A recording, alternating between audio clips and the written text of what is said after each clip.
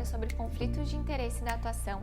Eu dei uma introdução ali no vídeo anterior e a gente vai falar agora sobre essa possibilidade que pode acontecer, eventualmente, quando uma instituição indica uma pessoa interna da empresa para ser DPO ou encarregada, e é justamente o risco que a gente falou na aula anterior, de existir um conflito de interesse entre as funções que essa pessoa vai desenvolver.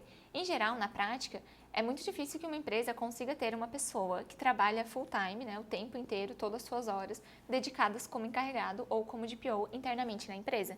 Então, o que acontece na prática é que essa função de encarregado ou DPO acaba sendo conciliada com outras funções que essa pessoa, esse empregado, vai exercer ali dentro da empresa. Isso pode gerar um grande risco para a empresa, É fato que o DPO ele tem que ter uma autonomia para exercer suas funções, uma certa liberdade.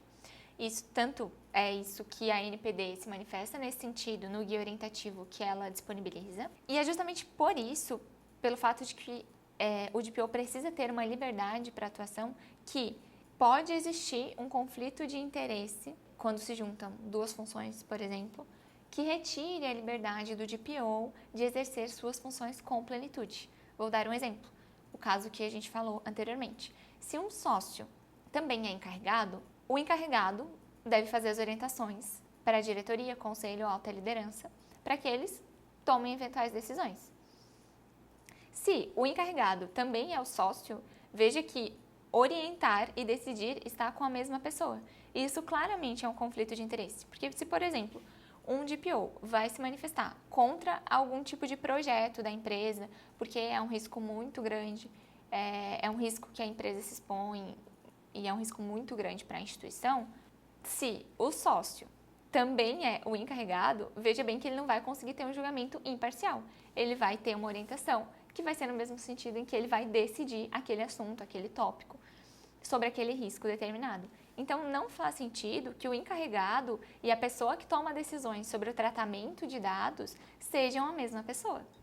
O encarregado não deve tomar decisões em relação ao tratamento de dados. Ele deve orientar quem toma essas decisões.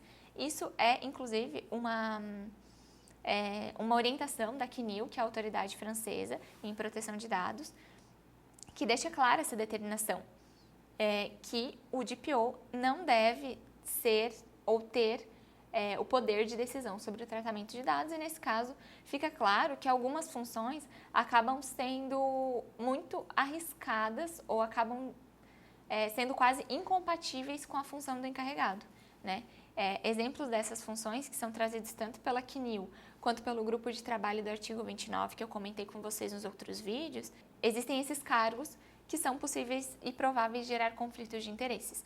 E os dois, tanto a CNIL quanto o artigo 29, o grupo de trabalho do artigo 29, se manifestam que são diretor de gestão, o COO, que é o chefe de operações, o gerente ou manager de marketing, o gerente ou manager de RH, o gerente ou manager de TI. Então, vocês conseguem entender que em diversas funções pode haver um conflito de interesse se eu uno uma função de gerência com uma função de encarregado, por exemplo. Porque a pessoa que vai orientar vai ser a mesma pessoa que vai decidir sobre o tratamento de dados. Justamente por esse motivo que o DPO as a Service surge como uma solução muito interessante em relação aos riscos de responsabilização civil de uma pessoa interna da empresa, porque uma empresa terceirizada, em geral, vai contar com um seguro em relação a eventual incidente ou vazamento, e para evitar também os riscos de eventuais conflitos de interesse, como a gente está falando aqui. No caso dessas funções,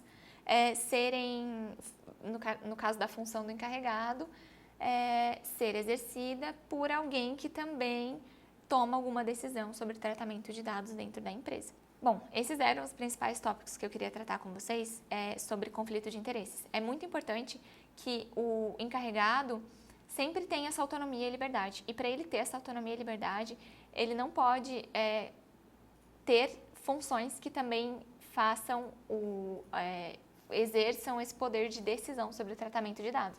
Isso é algo que claramente geram conflito de interesses. Então, quando dá indicação de um encarregado numa empresa ou instituição, é importante que a empresa e a instituição avalie muito bem esses critérios e também considere, talvez, uma contratação de um DPO as a Service, como o serviço que a DataGuide presta, por exemplo, porque isso mitiga alguns desses riscos que a gente comentou, tanto de responsabilização civil da pessoa interna da empresa, quanto de conflitos de interesses eventuais que podem acontecer. Eu agradeço a atenção de vocês, espero que o conteúdo tenha sido útil e agora vocês vão partir para o módulo 4 com o Igor. Obrigada!